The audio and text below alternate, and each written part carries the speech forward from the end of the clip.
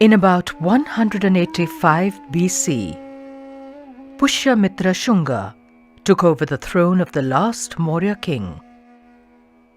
His dynasty ruled till 73 BC. This is known as the Shunga period in Indian art. The Shungas worshipped Hindu deities and were also benevolent to the Buddhist Sangha. The earliest significant body of Buddhist art was made under their rule. Early Chinese pilgrims mention that Indians created vast numbers of stupas simply by piling stones and bricks. It is a practice which continues in the Indian Buddhist states till today. Just placing a few pebbles, one on top of another, creates an object of worship. For divinity is seen in the whole of creation. The followers of the Buddha enshrined his mortal remains in a number of stupas. Thus began a tradition which spread to many countries and continues till today. Later stupas house the remains of other great teachers, their personal belongings, and also Buddhist teachings.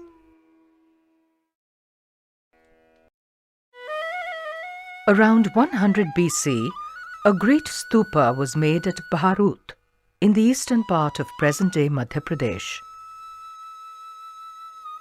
The railings of the stupa and the one surviving gate are kept at the Indian Museum in Kolkata.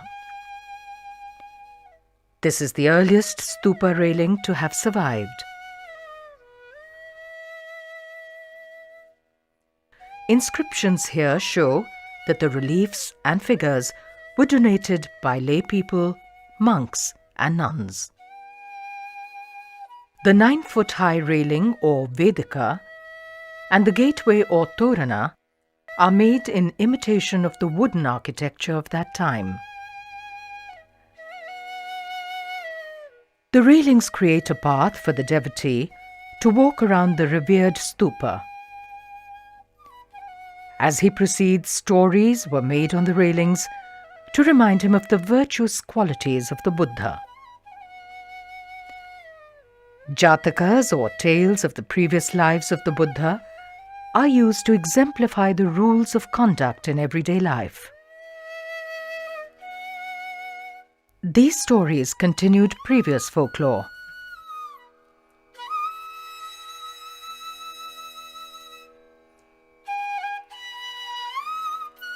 Images of yakshas and yakshis come to us from times immemorial. These embody the spirit of nature and serve to remind us of the divinity which underlies all that is around us. They represent the protection of nature and its great fertility, which ensures the continuance of life.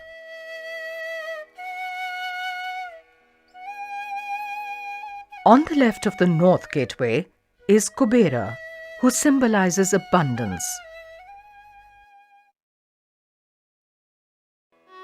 On the same pillar is made the Yakshi Chandra. She holds a branch of the Ashoka tree above her. At Bharut, these are the earliest such images, which were to become prolific in later art. They embody the procreative urges of nature.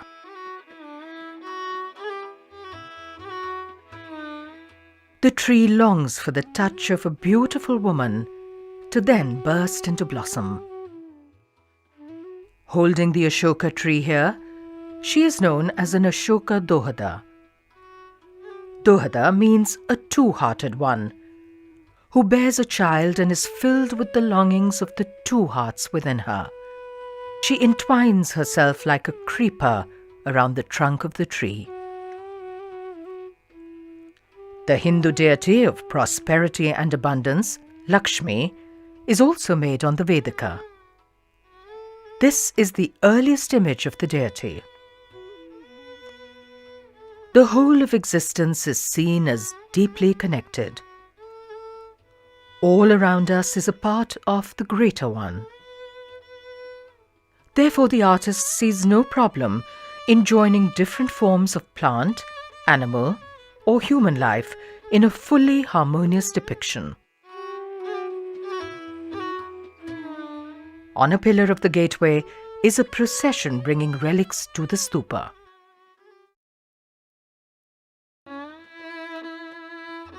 We are constantly aware of the cosmopolitan world in India at that time.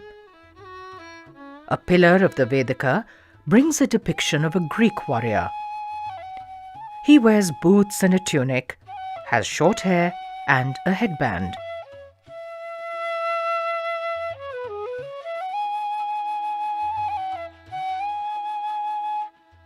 On another railing we see a Nagaraja, a serpent king. He is in human form but has a serpent hood. Like yakshas and yakshis, Naga deities serve to keep us conscious of the power, the protection, and the fertility of nature.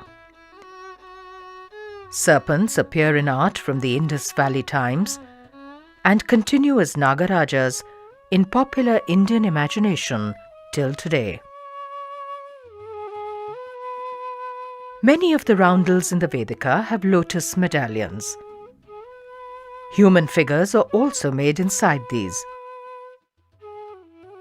In Indic thought, the lotus is a symbol of purity and of rising above the mundane, of transcendence. The Vedika reliefs depict many scenes from the life of the Buddha and from his previous lives.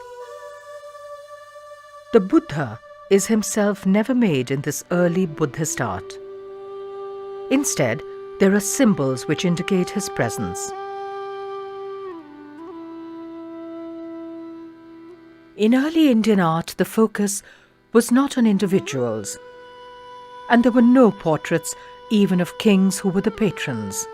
In fact, in the Chitra Sutra, the ancient Indian treatise on art, it is the eternal themes and not personalities which are the fitting subject of art.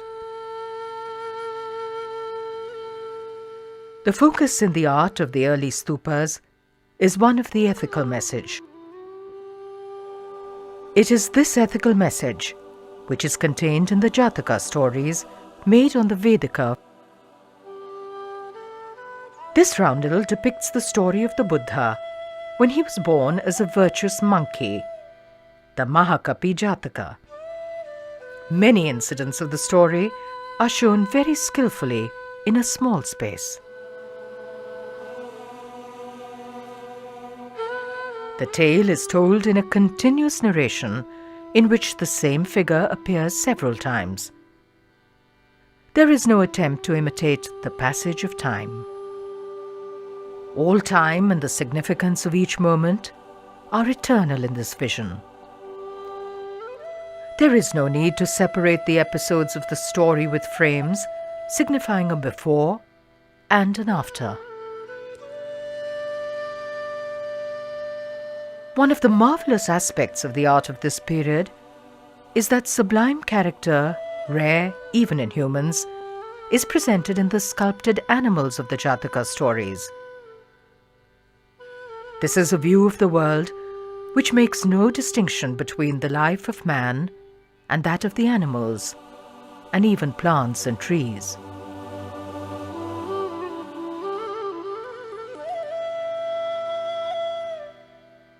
The figures of men and women are part of the harmony of nature and are endowed with a generous sense of well-being. There are no groups. Each appears to abide peacefully, self-contained, in the place assigned to it.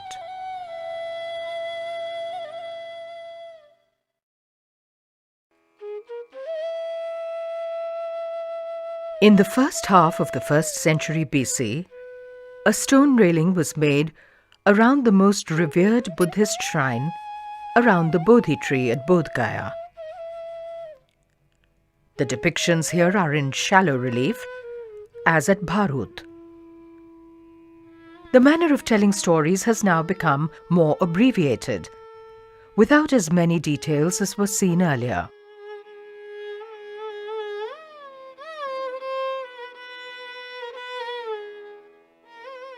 The city of Vidisha, present-day Besnagar in Madhya Pradesh, was on the trade route which connected the plains of the Ganga to the western coast. Among the earliest objects to be found here is a large stone pillar with an inscription on it, dated to about 120 to 100 BC.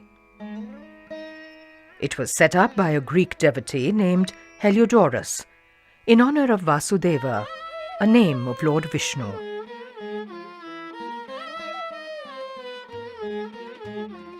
Monumental stone figures of the Shunga period have been found at Vidisha. These include this impressive representation of the Yaksha Kubera, the Lord of Wealth.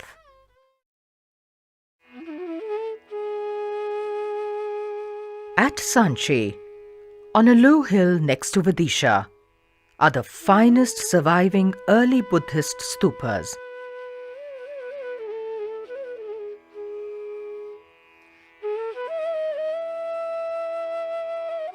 Halfway up the hill is a stupa which contains the remains of prominent Buddhist teachers of the Maurya period. The railings or Vedika made around the stupa dates to around 100 BC. The Vedika has medallions and half medallions with reliefs. Corner pillars at the entrances are fully carved. The deity of prosperity and abundance, Lakshmi, is here being lustrated by 2 elephants who pour water over her.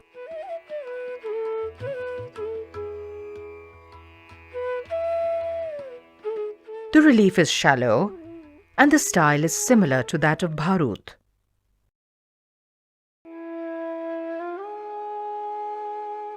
The greatest surviving Buddhist stupa of the BC period is on top of the hill at Sanchi. It is likely that it would have enshrined the relics of the Buddha.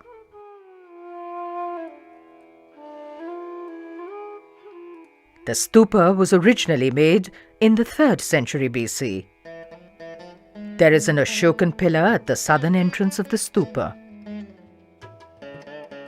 In the middle of the 2nd century BC, it was doubled in size and its older wooden railings were replaced with massive stone ones, 9 feet high.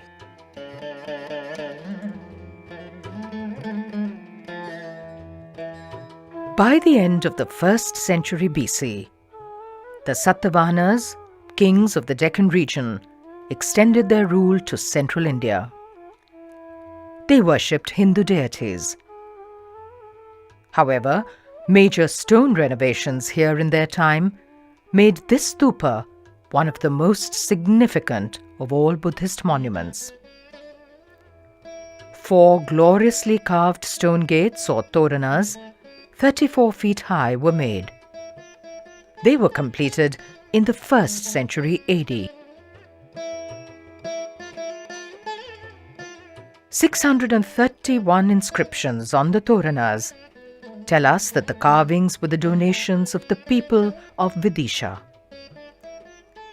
The art was created for gardeners, merchants, bankers, fishermen, housewives, householders, nuns and monks. Almost half the donations were from women.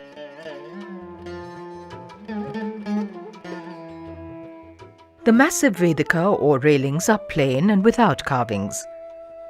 The toranas have 2 upright pillars, which support 3 horizontal bars or architraves. Between the pillars and the architraves, on the east and on the north, are superbly made elephants. The west gateway has dwarfs. The one on the south has lions.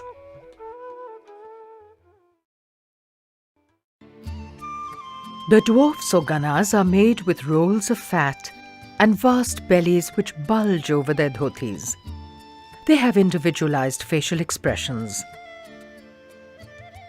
Ganas continue as a favorite motif of the Indian artist in the centuries to come. They deepen the sense of the reality presented in the art, where the humorous and the sublime coexist, reminding us that everything has its place in existence. The veneration of nature's fertility and abundance, as seen at Bharut, continues here. 24 auspicious women are made as bracket figures on the gateways. On the east Torana is a beautifully made Yakshi, who holds the branch of a mango tree above her. The notion of the creative vitality of nature and its fruitfulness is convincingly portrayed here.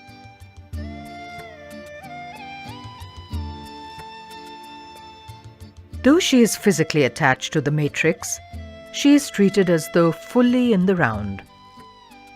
All the details have been carefully articulated on the rear too. As at Bharut, we pass male figures at the entrances. One figure is in Indic garb, a dhoti and turban. Another wears Greek garments and carries a foreign type of shield and spear.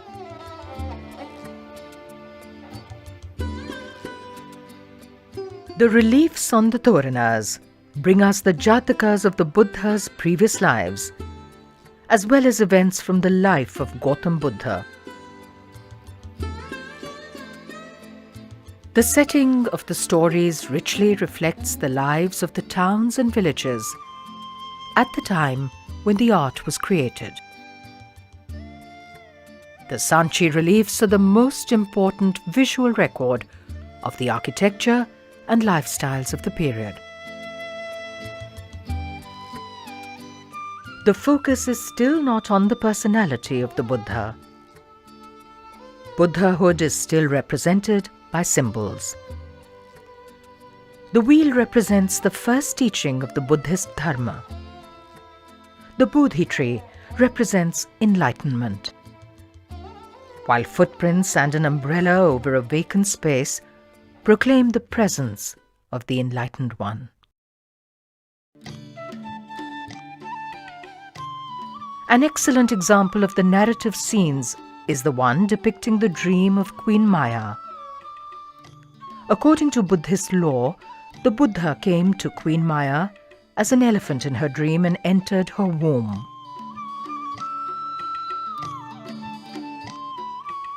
The Toranas of the Stupa at Sanchi present a view of the overflowing activity of life.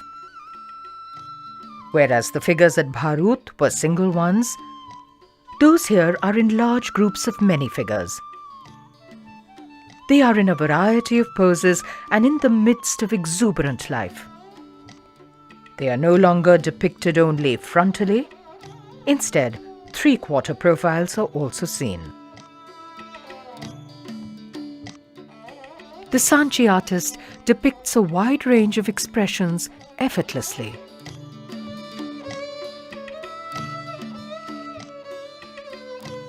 Here is a vision of the world which sees the unending rhythm in all of creation. The vine of creative blossoming moves with a pulsating life. It brings to us life in many forms: flowers, fruit, animals, humans, and mythical creatures.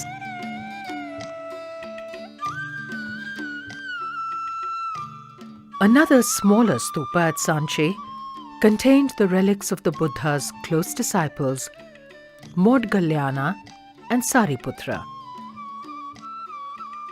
The one Torana here was also made under the rule of the Satavahanas in the 1st century AD.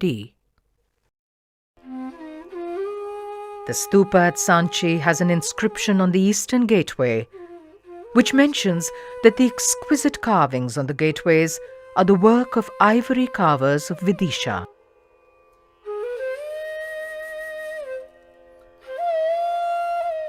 While great monuments were made in stone, there was a parallel tradition of smaller figures made in terracotta. Numerous such figures of the Shunga period have been found in North India, and these present a very vital and widespread tradition. One of the bustling ports in the time of Ashoka was found buried under present-day rice fields on the eastern coast of India. Some of the finest terracottas of the Shunga period have been found here at Chandraketugarh.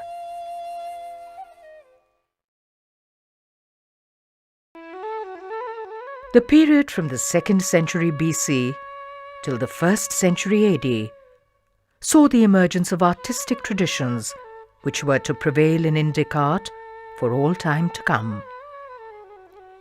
The human figure becomes central to the art and is used to personify philosophic concepts. The basic idiom of Indian art has been formulated.